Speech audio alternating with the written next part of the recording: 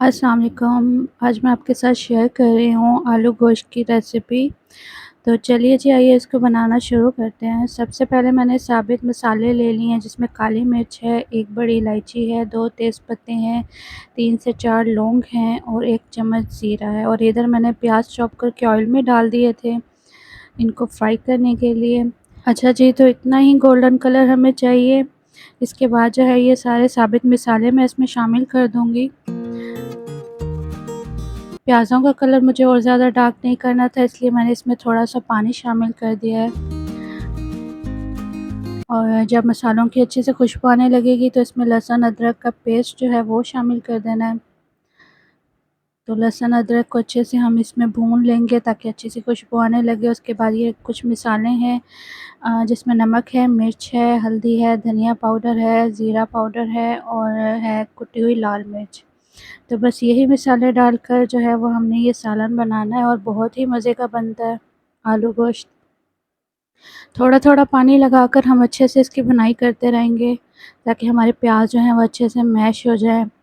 अच्छा जी, मसाले जब भुन गए हैं तो उसके बाद मैं इसमें टमाटर डाल रही हूँ और टमाटरों का मैंने छिलका भी उतार दिया था और इनके बीज भी मैंने निकाल दिए थे। और अब मैं इसको ढक्कन लगा के रखूँगी थोड़ी देर के लिए जब तक टमाटर हमारे थोड़े सॉफ्ट होते हैं। और टमाटर हमारे काफ़ी हद तक सॉफ्ट हो चुके हैं, बस बाकी जो है मैं इसको इस तरह मैश कर लूँगी।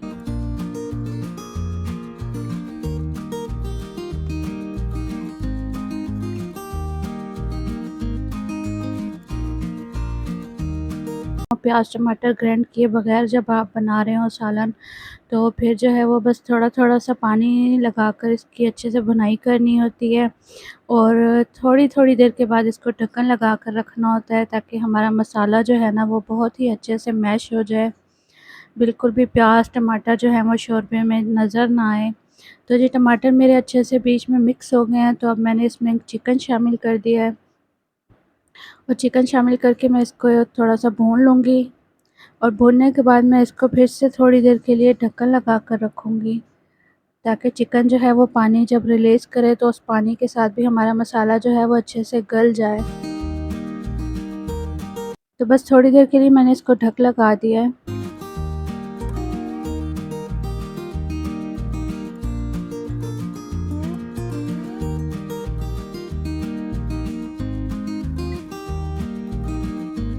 शोरबे वाले सालन बनाने की यही ट्रिक होती है कि बस इसको जो है आप थोड़ा-सा पानी लगाकर मसाले को अच्छे से भूनते रहें और थोड़ी-थोड़ी देर के बाद इसको ढक्कन लगा कर रखें ताकि हमारा मसाला जो है वो बहुत अच्छे से मिक्स हो जाए। तो जी, अब मैं इसमें आलू और हरी मिर्ची शामिल कर रही हूँ।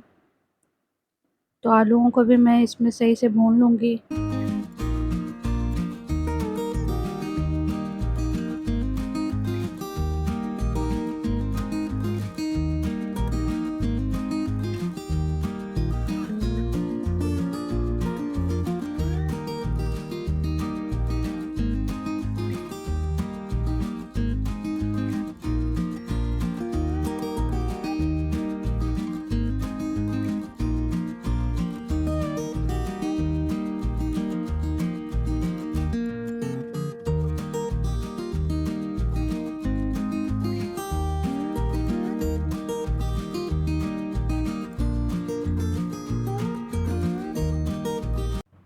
अच्छा, भुनाई के दौरान जो है इस तरह मसाले को अच्छे से मैश भी करते रहें साथ-साथ ताकि बिल्कुल भी शोरमे में हमारा टमाटर प्याज़ जो है वो नज़र ना आए। बिल्कुल मसाला अच्छे से बन जाए, शोरबा बहुत अच्छे से बने।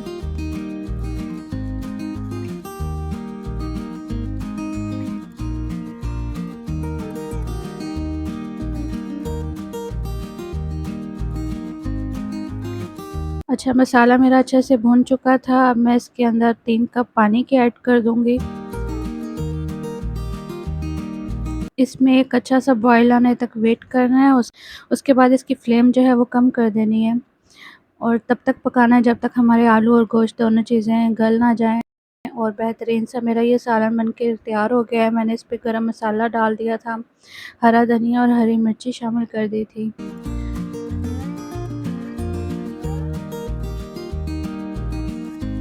तो जी आपको मेरी रेसिपीज़ अगर अच्छी लगती हैं तो प्लीज़ मेरी वीडियोज़ को लाइक और शेयर ज़रूर कर दिया करें। और अगर आप मेरे चैनल पे न्यू हैं तो इसको सब्सक्राइब कर लें, बेल आइकन को ज़रूर प्रेस करें ताकि मेरी आने वाली हर वीडियो का नोटिफिकेशन आपको बवक्त मिलता रहे। अपना बहुत सारा ख्याल रखिएगा, मुझे अपनी दुआओं में याद रखिएगा। ओके जी, अल्लाह हाफ़िज़।